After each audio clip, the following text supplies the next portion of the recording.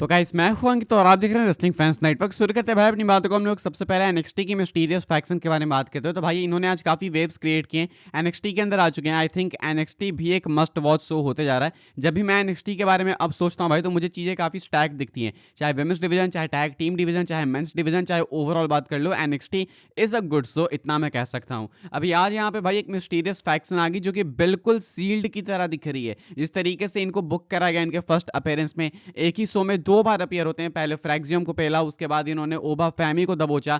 Overall इनकी जो presentation थी बहुत अच्छी थी। उसके बाद पोस्ट में इन्होंने एक फोटो भी डाली जो कि बिल्कुल सील्ड की तरह थी। जब सील्ड आई थी उन लोगों ने भी कुछ सेम ही पोस्ट करा था। तो बिल्कुल सील्ड वाला ट्रीटमेंट इनको दिया है डब्ल्यूडब्ल्यूई ने, या फिर मैं ऐसा बोलूं शॉन माइकल्स ने एनएक्सटी में। अब ऐसे में भाई यहाँ पे कंपेरिजन बहुत ही ज्यादा वाइल्ड जा रहे हैं फैंस के कि ये सील्ड है, न्यू सील्ड है, डब्ल्यूडब्ल्यूई अगर ढंग से बुक करेगी तो ऐसा हो जाएगा, वैसा हो जाएगा। एंड डब्ल्यूडब्ल्यूई एक्चुअली में बहुत ही ज्यादा अवेयर है इस चीज को लेकर। दरअसल प्यूरिस्ट की माने तो डब्ल्यूडब्ल्यूई वाले जानते हैं कि फैंस कंपेयर कर रहे हैं, या फिर ऐसा बोलो कि डब्ल्यूडब्ल्यूई वाले जानबूझ के इनको बुक ही ऐसे कर रहे थे ताकि फैंस इनको सील्ड से कंपेयर करे। सील्ड से भाई अगर आपको कंपेयर किया जा रहा है तो सोच लो कि आपकी बुकिंग किस तरीके की होगी। हालांकि सील्ड से कंपेयर इसलिए किया जा रहा है बिकॉज ये देखने में कुछ ऐसे लग रहे हैं, इनका जो अटायर है जिस तरीके से आए वो देख के लग रहा है। हालांकि सील्ड के लेवल पे आने के लिए तो अभी काफी कुछ करना पड़ेगा, लेकिन हम ऐसा किसी को देख के कह नहीं सकते कि नहीं ये तो आ ही नहीं सकता। भाई कोई भी कुछ भी कर सकता है, एंड स्पेशली अभी ट्रिपल एच, शॉन माइकल्स, ये सब कंट्रोल के अंदर है। तो मे भी हो सकता है भाई कि हमें ये फैक्शन एक्चुअली में मॉडर्न डे सील्ड बनते हुए दिखे।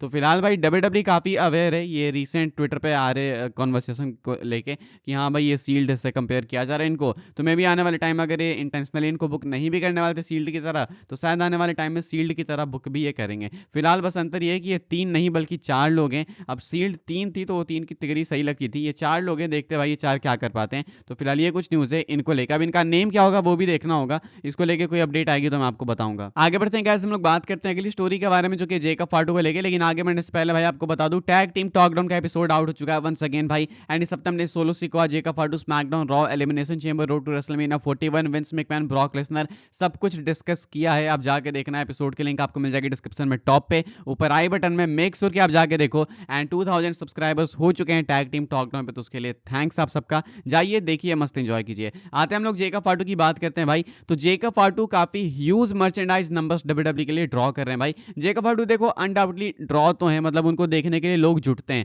मजा आता है उनको देखने में, चाहे उनके प्रोमोस की बात करो, चाहे उनके रेसलिंग स्किल्स की बात करो। ओवरऑल उनके अंदर वो कुछ तो ऑरा है, कुछ तो है, मतलब ऐसा नहीं बोलूंगा बहुत ज्यादा, लेकिन कुछ तो ऑरा है। अभी आप ये स्क्रीनशॉट देख सकते हो कि भाई Jacob Fatu tribal wolf T shirt is the best selling apparel on WWE shop currently. यानी कि बेस्ट सेलिंग अपैरल की बात की जाए तो डब्ल्यूडब्ल्यूई शॉप पे भाई जेकब फाटू की ट्राइबल वुल्फ वाली टी शर्ट है। अब इनकी जो टी शर्ट है भाई ऐसी भी नहीं कि बहुत अच्छी सी है देखने में। सीएम पंक की जो बेस्ट इन द वर्ल्ड वाली टी शर्ट है वो कितनी कमाल की है, रोमन रेंस की वाईटीसी वाली कितनी अच्छी है, कोडी की मर्चेंडाइज कितनी अच्छी है, जॉन सीना की कितनी अच्छी है। जेकब फाटू की मर्चेंडाइज कोई बहुत खास नहीं है। जब इनकी मर्चेंडाइज रिलीज की थी डब्ल्यूडब्ल्यूई ने, तो लोगों ने बोला था कि भाई ये क्या है, बस आपने एक वुल्फ बना दिया भाई, इसमें जेकब फाटू से रिलेटेड क्या कुछ तो दो, एटलीस्ट ट्राइबल वुल्फ लिखो। तो लिखा भी नहीं था इन्होंने, लेकिन बिना लिखे बिना कुछ किए डब्ल्यूडब्ल्यूई के शॉप पे करेंटली आज के हिसाब से, अभी के हिसाब से बेस्ट सेलिंग अपैरल में जेकब फाटू की ही टी शर्ट है। अब ऐसा भी कुछ बहुत नहीं हुआ है कि जेकब फाटू ने बहुत कुछ मेजर कर दिया, सोलो के साथ कॉन्फ्रेंटेशन चल रही है, यही सब कुछ चल रहा है। लेकिन ऐसे में भाई डब्ल्यूडब्ल्यूई फैंस स्टिल काफी इंटरेस्टेड दिख रहे हैं जेकब में। तो सोचो भाई जब डब्ल्यूडब्ल्यूई एक्चुअली इनको रेसलमेनिया में मेजर पुश देने लगेगी तो क्या होगा। एंड आगे जाके डेफिनेटली एक बहुत ही मैसिव एसेट बन सकते हैं डब्ल्यूडब्ल्यूई के लिए। ये हो गए ब्रॉन ब्रेकर, हो गए कार्मेलो हेस, हो गए, ये कुछ ऐसे टैलेंट्स हैं जो कि डब्ल्यूडब्ल्यूई को आगे कैरी कर सकते हैं। कार्मेलो इसको थोड़ा सा मैं दूर रखूंगा, बट स्टिल भाई वो भी एक काफी बिग डील है अगर उनको ढंग से बुक किया जाए तो। आप क्या सोचते हो भाई जेकब फाटू के बारे में, आपके क्या रिएक्शन है कमेंट करके बताना। क्या अभी तक जेकब फाटू के फर्स्ट अपीयरेंस से लेकर अभी तक आपके रिएक्शंस इनके लिए सेम है या फिर कुछ बदला है? बदला है तो पॉजिटिवली या फिर नेगेटिवली लिख के बता सकते हैं आप लोग। आगे बढ़ते हैं गाइस, हम लोग बात करते हैं अगली स्टोरी के बारे में जो कि रॉक्साना पेरेज को लेकर। तो भाई फाइनली ऐसा लगता है कि अब रॉक्साना पेरेज आने वाली है मेन रोस्टर में। मेन रोस्टर में बीच बीच में कंपीट कर लेती हैं, लेकिन ऐसे परमानेंट वाली बात करें ना कि भाई अब बस ये यहीं के लिए एक्सक्लूसिव है, अभी एनएक्सटी में नहीं जाएगी, तो वो चीज़ अभी हमें देखने को नहीं मिली। आज एनएक्सटी वेंजेंस डे में फेटल 4 मैच के अंदर थी रॉक्साना पेरेज, लेकिन आज भी वो टाइटल नहीं जीत पाई। अब इनको मल्टीपल अपॉर्चुनिटीज मिल चुकी है, अब यहाँ से कोई चांस नहीं है कि इनको वापस से अपॉर्चुनिटी मिलने वाली है। मिलेगी तो स्टुपिडिटी होगी, मिलेगी तो स्टैंड एंड डिलीवर मिलेगी, एंड वो भी बहुत रेपिटेटिव चीज हो जाएगी। अब ऐसे में जॉर्डन ग्रेस आ गई एनएक्सटी वेंजेंस डे में, तो most likely Julia, Stephanie Vaquer and Jordan Grace के बीच में कुछ हो सकता है, नहीं तो जॉर्डन ग्रेस सीधा स्टैंड एंड डिलीवर में चैलेंज करेंगे जूलिया को। आपको एनएक्सटी वुमेन्स चैंपियनशिप के लिए।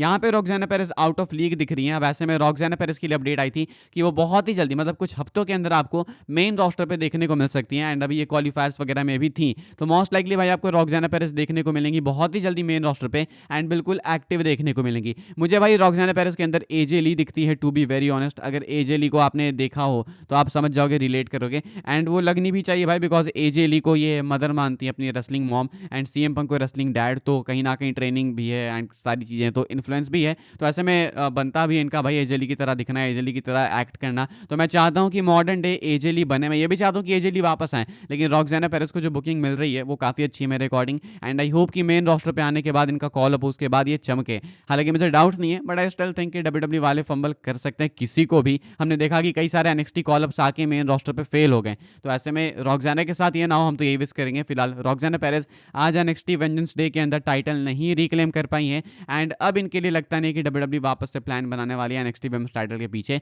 तो ऐसे में आप एक्सपेक्ट कर सकते हो कि आने वाले कुछ दिनों के अंदर आपको रॉक्साना पेरेस कहीं और नहीं बल्कि सीधा मेन रोस्टर पे देखने को मिलेंगे। एंड जो भी कुछ अपडेट होगी इनको लेकर मैं आपको बताऊंगा, एंड शायद हो सकता है मैं भी रेसलमेनिया में भी कंपीट करे, इसकी भी पॉसिबिलिटीज है। खैर गाइस, हम लोग आगे बढ़ते हैं, बात करते हैं अपनी आखिरी स्टोरी के बारे में, जो कि ट्राइबल चीफ रोमन रेंस को लेकर। रोमन रेंस, जॉन सीना दोनों ने भाई शर्त लगाई है कि ज्यादा कम कौन अपीयर होगा। यानी कि जॉन सीना पहले कब आए थे, रॉ नेटफ्लिक्स में, रोमन भी वहीं पे आए। उसके बाद जॉन सीना कब आए, रॉयल रंबल में, रोमन कहाँ पे आए, वहीं पे आए। इसके बाद जॉन सीना अब कब आएंगे, एलिमिनेशन चेंबर में, रोमन कब आएंगे नहीं पता। रोमन कब आएंगे इसका मैं आपको एक स्पेकुलेशन वाला आंसर दे सकता हूं। रोमन रेंस शायद आपको एलिमिनेशन चेंबर के बाद वाले रॉ के बाद वाले रॉ में देखने को मिल सकते हैं। यानी कि मैं यहां पे भी एक हफ्ते बाद की बात कर रहा हूं। क्यों?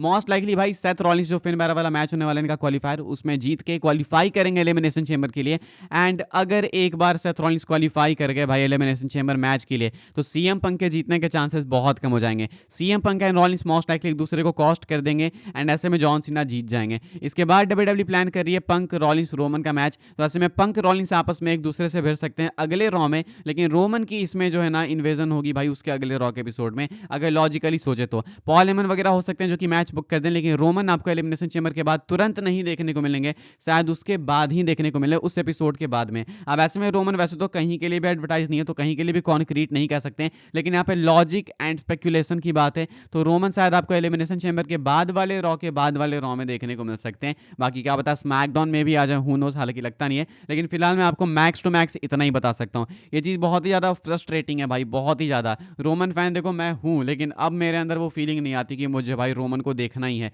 एट दिस पॉइंट अगर रोमन नहीं भी आएंगे तो मुझे कोई दिक्कत नहीं, because I got Cody Rhodes. मैं कोडी रोड्स को देख सकता हूँ, या फिर जेकब फाटू सोलो, तो ये भी है। तो रोमन का आना ना आना ऐसा हो चुका है कि नहीं आया तो ठीक है, आ गया तो ठीक है, देख लेंगे, बस इतनी सी बात है। तो वो रोमन ने डब्ल्यूडब्ल्यू ने खुद मिलकर ही बनाया। तो या तो ये आदत दिला रहे हैं भाई हमें कि आदत लगा लो, ऐसे ही रोमन गायब हो जाएगा परमानेंटली, यानी तो हो सकता है भाई कि बस कुछ एक्स्ट्रा ही लेवरेज मिल गई है। फिलहाल भाई मैं बस आपको इतना बता सकता हूँ, इस वाली वीडियो के लिए सारी अपडेट्स थी। आई होप आपको इन्फॉर्मेशन मिली तो वीडियो को लाइक करें, शेयर करें, सब्सक्राइब करें चैनल को, ताकि आने वाले टाइम के अंदर आपको और भी ऐसी डब्ल्यूडब्ल्यू की न्यूज़ अपडेट जानने को मिलते रहे। फॉलो कर सकते हैं आप लोग मुझे इंस्टाग्राम एंड ट्विटर पर, लिंक आपको मिल जाएगी डिस्क्रिप्शन में। ज्वाइन कर सकते हैं व्हाट्सएप चैनल को, उसके लिंक है डिस्क्रिप्शन में। मिलूंगा मैं आपसे अगली वीडियो में, तब तक के लिए goodbye, thanks for watching.